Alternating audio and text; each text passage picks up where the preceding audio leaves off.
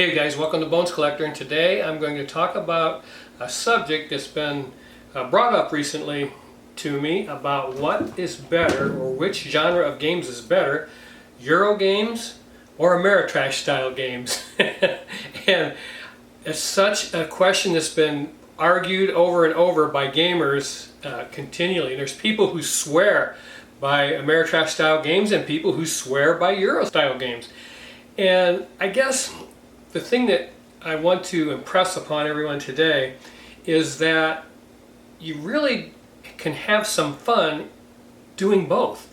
And that's the whole point of board gaming. In Euro style games, for the most part, you're in pretty much control of your own destiny. The mechanics that are employed in these games mesh together seamlessly in very good Euro games, and I'm talking generalizations here, so I'm sure you'll find some examples of where that might not be true.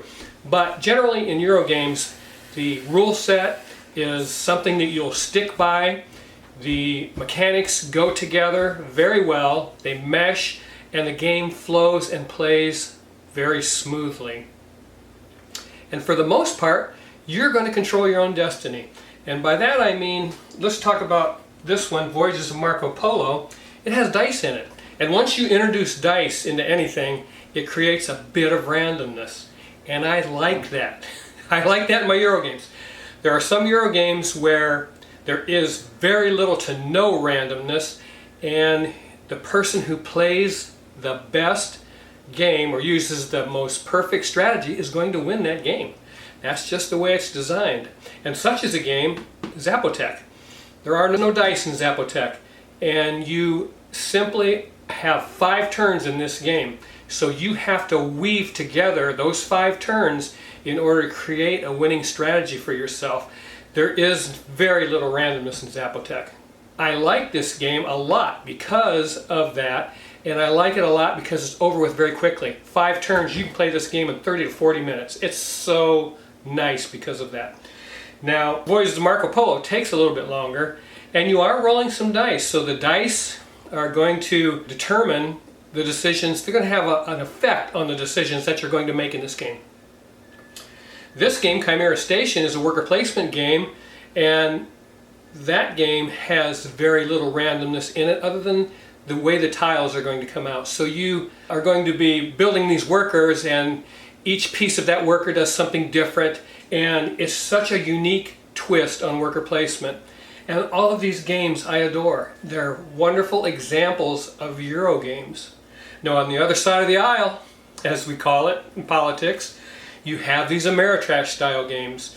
Now Ameritrash style games have a huge amount of randomness for the most part. That's one of the knocks against them when you talk to Euro gamers. There's so much randomness in these games. And that's true. But there's also some really juicy goodies in these games. Prophecy is a game by Vlaada Chvátil, and that name you'll be familiar with if you're a Euro gamer, because he's made so many amazing Euro games. You know, Codenames is one of his titles. Mage Knight, another wonderful game that I love. It's way up in my top 100, is Vlaada Chvátil. So he's a great and eclectic board game designer. This is one of his earlier designs. And this is kind of an adventure game where you have a deck of cards and decks of cards, excuse me, and you're going to be moving around different locations on the board and experiencing encounters and rolling dice. Now Relic is another Ameritrash style game, and it is really can feel like a slog if you're used to slick playing Euro games. So a Euro gamer that comes over and plays Relic is going to go, wow, that's just, I don't know how you can enjoy that if you're used to this. But the thing about Relic is it takes place in the 40,000K universe, Warhammer, and it's got some beautiful artwork in it. Some, I forget how many decks of cards you're going to be drawing from, and they're going to offer you encounters from different spaces that you go to. And it's a roll and move game. And this particular edition, the WizKids edition, comes with the 8 figures that are in the game already painted.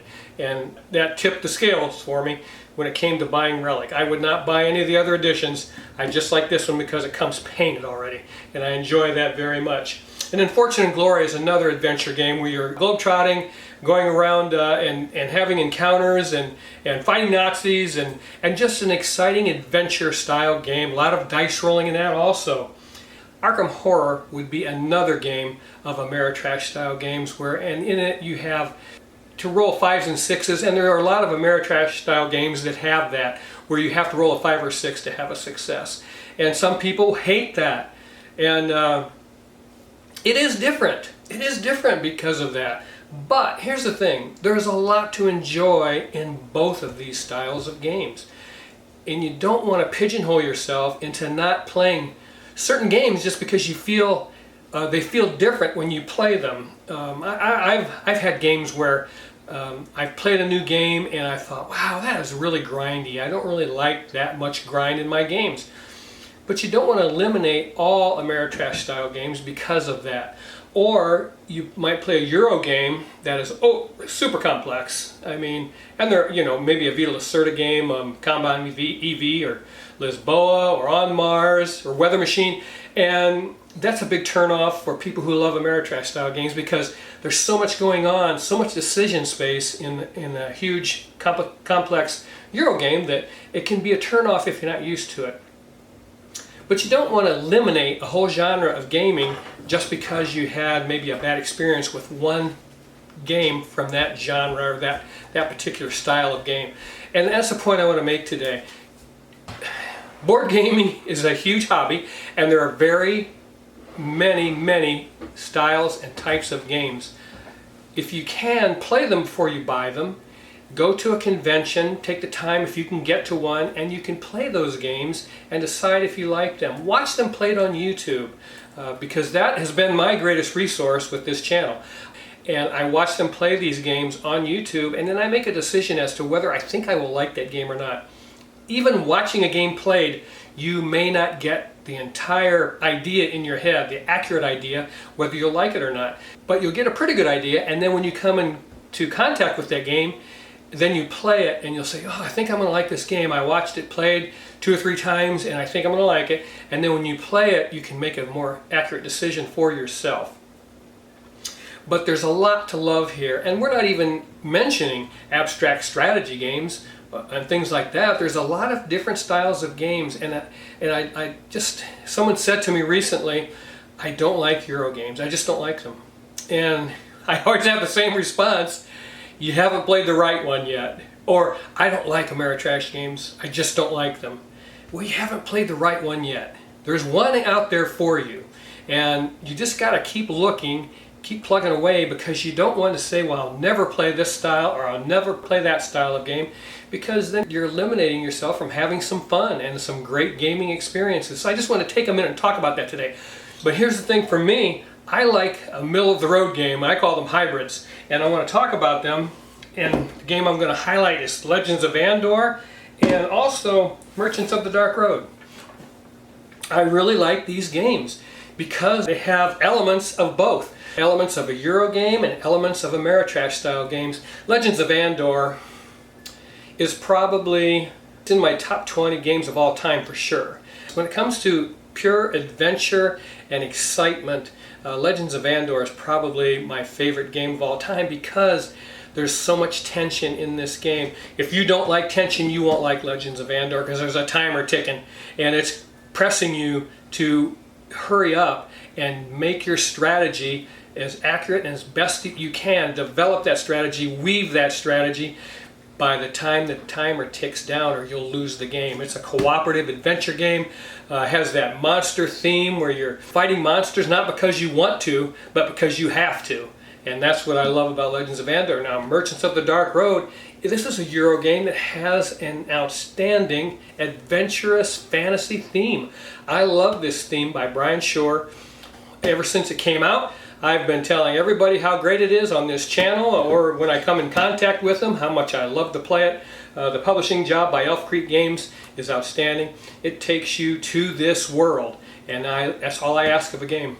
You know, if that game can transport me to an alternate reality, I love that. And in this game, it's a pick up and deliver using a rondelle system in the middle of the board, and you go to certain locations and you will have some dark road encounter cards that you're going to enjoy trying to do the best you can with those encounter cards. So I really enjoy that. Hey, in Legends of Andor, it has a whole deck of Chronicle cards that has a story, and you're going to read that story as you go through the game. So you can see what I mean by hybrid. They're middle of the road types of games, and those are my favorite.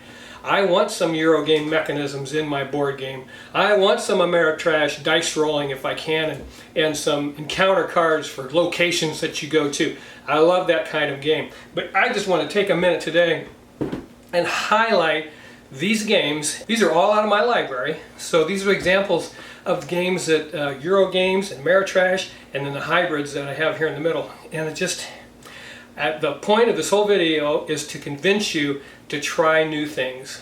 You may have started your gaming hobby life with Ameritrash style games, and Arkham Horror and Talisman and Relic and Touch of Evil from Flying Frog, along with Fortune and Glory and games like that, or adventure games like Prophecy and Dungeon Degenerates, and there's other adventure games that I can't think of right now, but where you're having decks of cards that are not only telling you the story, but are challenging you with encounters that you're going to have to overcome. And those games are fun also. And then the Euro style games that have a tight rule set that you are going to have to forward plan most of the time.